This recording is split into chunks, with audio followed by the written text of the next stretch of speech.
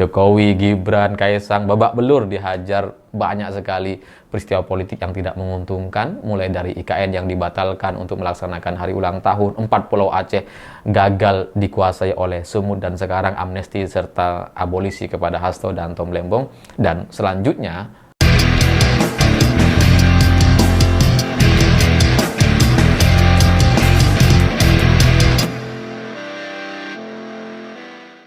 selamat malam semuanya. Dari kemarin para pendukung Jokowi atau termul-termulnya itu mulai mengarang cerita bebas bahwa ternyata amnesti dan abolisi yang diterima oleh Hasto dan Tom Lembong ini berkat usulan dan hasil diskusi antara Jokowi dengan Presiden Prabowo. Jadi ketika Pak Prabowo datang ke Solo, itu diusulkan sama Jokowi agar diberikan amnesti dan abolisi. Jadi seharusnya Pak Hasto dan Tom Lembong ini berterima kasih kepada Jokowi.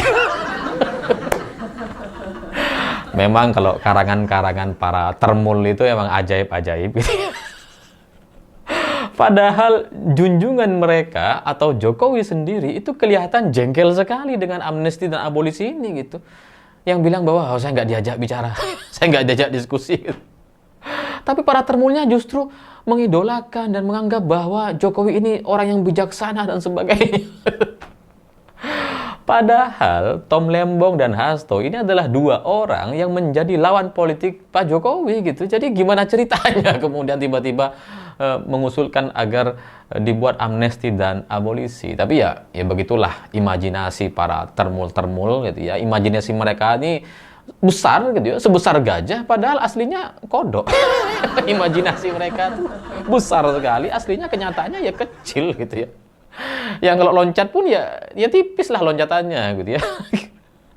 Dan mereka ini para pendukung Jokowi yang ya militan dan buta mata hatinya gitu ya, mereka itu tidak memahami bahwa dalam beberapa kesempatan atau peristiwa politik yang terjadi di Indonesia itu betul-betul sangat tidak menguntungkan untuk Jokowi, dan itu beruntun berturut-turut gitu berkali-kali, dan mereka kayak gak ngerti gitu. Saya coba ingatkan nih, misalkan seperti 4 Pulau Aceh yang sebelumnya sudah dipindahkan sama Mendagri atau Tito Karnavian untuk dikelola oleh Sumatera Utara, atau gubernurnya adalah menantu Jokowi supaya dipindahkan ke Sumut. Tapi kan pada akhirnya itu dibatalkan. Itu jelas tidak menguntungkan setidaknya bagi menantunya Jokowi gitu. Seandainya pemerintahan Presiden Prabowo atau Presiden Prabowo Subianto sendiri ya masih sangat loyal kepada Jokowi, nggak akan ada masalah seperti ini gitu. Nggak akan ada perdebatan, nggak akan ada kemudian pertentangan seperti ini. Tapi kan nggak kelihatan itu. Kayaknya Pak Prabowo membiarkan atau malah justru mendukung Gubernur Aceh untuk protes keras sekali gitu ya, supaya jadi alasan untuk mengembalikan 4 pulau milik Aceh itu kembali kepada Aceh dan tidak lagi dikuasai atau dimiliki atau digeser oleh Sumut. Jadi itu yang sangat terlihat jelas di depan mata kita, bahwa kepentingan atau peristiwa politik yang sangat tidak menguntungkan Jokowi itu kelihatan kayak nggak terbaca sama para termul. Mereka selama ini kayak masih biasa aja gitu ya, baru kecewa, baru marah setelah amnesti kepada Hasto atau abolisi kepada Tom Lembong. Padahal sebelum-sebelumnya agenda atau peristiwa politik yang tidak menguntungkan Jokowi itu sudah terjadi gitu. Selain 4 Pulau Aceh misalkan, ada juga hari ulang tahun kemerdekaan Indonesia di IKN yang tahun ini dibatalkan, ditiadakan. Padahal sebelumnya tahun lalu ada gitu. Sebelumnya upacara hari kemerdekaan itu dilaksanakan di IKN bersama Presiden Jokowi. Tapi tahun ini dibatalkan atas alasan efisiensi atau lagi proses pembangunan, lagi fokus untuk pemerataan pembangunan dan sebagainya. Ya alasan-alasan yang nggak ada seharusnya gitu ya, yang cuma dibuat-buat aja itu. biar nggak jadi upacara aja di situ. Jadi ketika IKN tahun ini tidak melaksanakan hari ulang tahun kemerdekaan Indonesia yang ke-80, itu menjadi sebuah sinyal gitu bahwa IKN ini ya nggak prioritas gitu. Pak Prabowo sebagai presiden nggak mau untuk upacara di sana. Itu kan faktanya gitu. Dan hari ulang tahun kemerdekaan Indonesia 17 Agustus nanti itu akan kembali dilaksanakan di Jakarta. Jadi ya peristiwa-peristiwa politik yang tidak menguntungkan Jokowi itu udah berkali-kali nih. Mulai dari 4 pulau Aceh yang dikembalikan ke Aceh, IKN tidak ada upacara hari ulang tahun kemerdekaan, dan sekarang amnesti abolisi kepada Hasto dan Tom Lembong.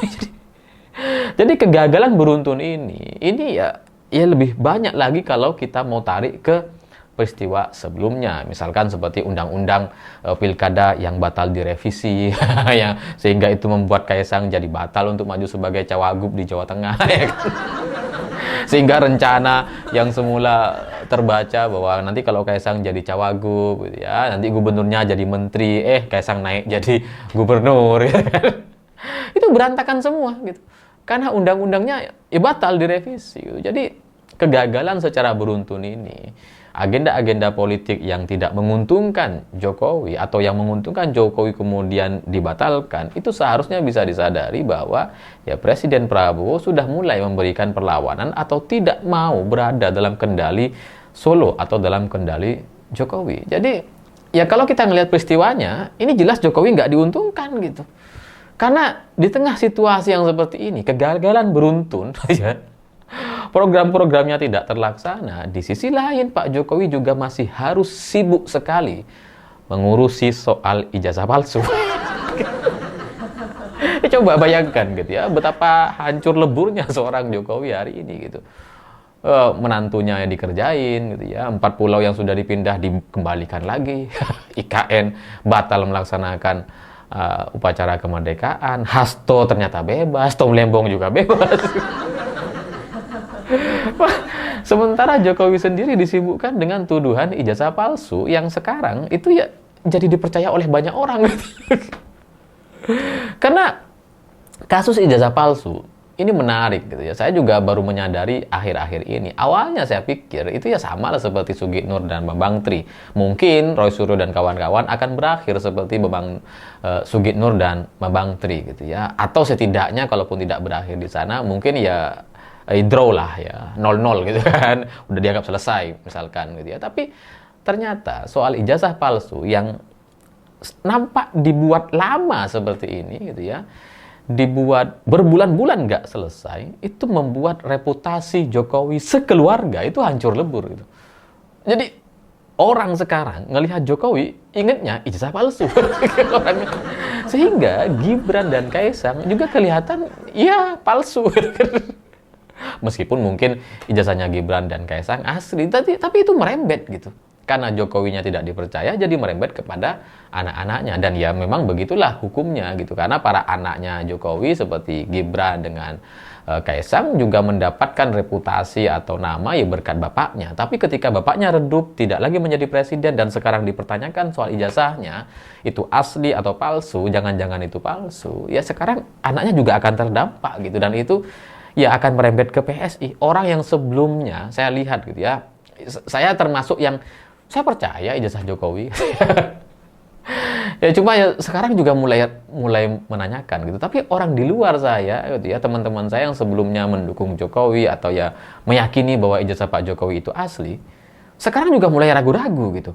Tidak menuduh, tidak meyakini ijazahnya palsu, tapi mulai meragukan, mulai mempertanyakan kenapa Pak Jokowi bersikap sangat defensif sekali. Kenapa Pak Jokowi sampai begitu arogan, nyewa pengacara dan sebagainya, lapor kemana-mana seolah-olah ini adalah kasus yang luar biasa. Padahal tuduhan itu sebelum-sebelumnya ya udah pernah terjadi.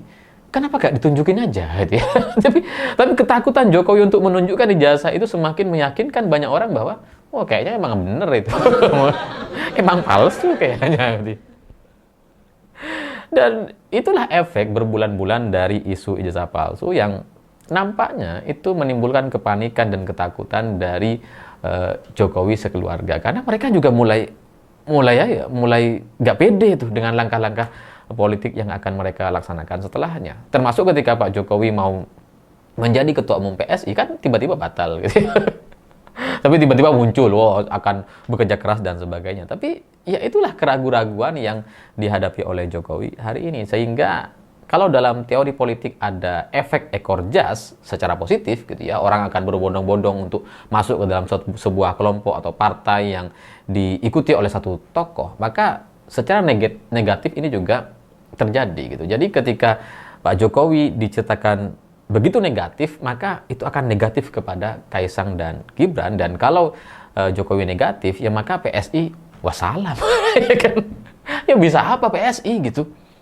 PSI di Pileg 2024 saja itu sudah membuktikan bahwa efek ekor jas secara negatif itu berlaku atau terjadi kepada PSI. PSI mungkin bisa mengklaim, wah suaranya naik dan sebagainya. Tapi tetap aja nggak lolos Senayan gitu kan. Dan itu adalah efek ekor jas negatif dari seorang Jokowi. Oh, karena mereka udah bikin baliho di mana-mana, oh, ini partainya Jokowi, anaknya Jokowi dan sebagainya. Tapi nggak cukup untuk membuat mereka jadi lolos ke Senayan, meskipun P3 sudah dibuat tidak lolos ke Senayan.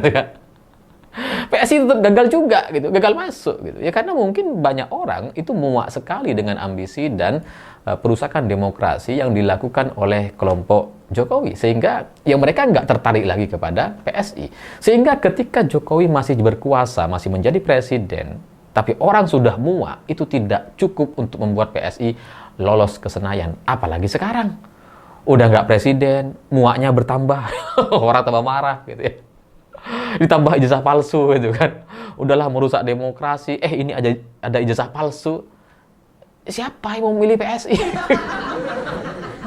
Jadi ya ini bisa dibilang Pak Jokowi dengan keluarganya hari ini sedang habis gitu ya. Jokowi, Gibran, Kaisang, babak belur dihajar banyak sekali peristiwa politik yang tidak menguntungkan, mulai dari IKN yang dibatalkan untuk melaksanakan hari ulang tahun, 4 Pulau Aceh gagal dikuasai oleh Sumut, dan sekarang amnesti serta abolisi kepada Hasto dan Tom Lembong, dan selanjutnya mungkin masih akan ada lagi. Tapi ya dalam politik ya lawan itu tidak bisa dimatikan gitu ya. Saya percaya itu. Jadi dalam politik mungkin Pak Jokowi dengan keluarganya mungkin tidak akan dihabisi gitu. Mungkin tidak akan sampai di penjara misalkan siapa Kaisang misalkan, enggak gitu ya. Tapi ya dihabisi. Jadi nggak bisa ngapa-ngapain gitu. Kalau untuk mempermasalahkan Kaisang, kasus jet pribadi atau gratifikasi jet pribadi itu bukti-buktinya sudah sangat jelas sekali. Sangat-sangat jelas sekali. Sehingga KPK seharusnya lebih mudah untuk mentersangkakan Kaisang.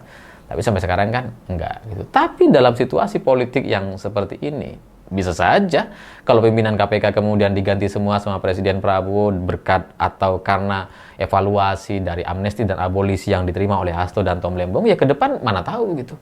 Paket pimpinan KPK diubah semua sehingga ya isu jet pribadi itulah yang mungkin akan menjadi isu baru atau setidaknya bisa menjerat Gibran dan keluarganya sampai tahun 2029 untuk tidak berkutik dan tidak bisa memberikan perlawanan. Kita lihat saja gitu ya. Selain jet pribadi, masih ada Blok Medan, masih banyak gitu ya. Tapi sekali lagi yang namanya politik itu tidak akan menghancurkan sampai habis gitu ya. Ya cukup dikekang aja di Grendel udah selesai gitu ya. Jadi ya mungkin kita akan melihat drama ini lagi ke depan, dan Jokowi yang sudah habis-habisan sekarang mungkin masih akan diterpa isu baru ke depan. Saya pikir itu. Terima kasih sudah menonton. Begitulah kura-kura.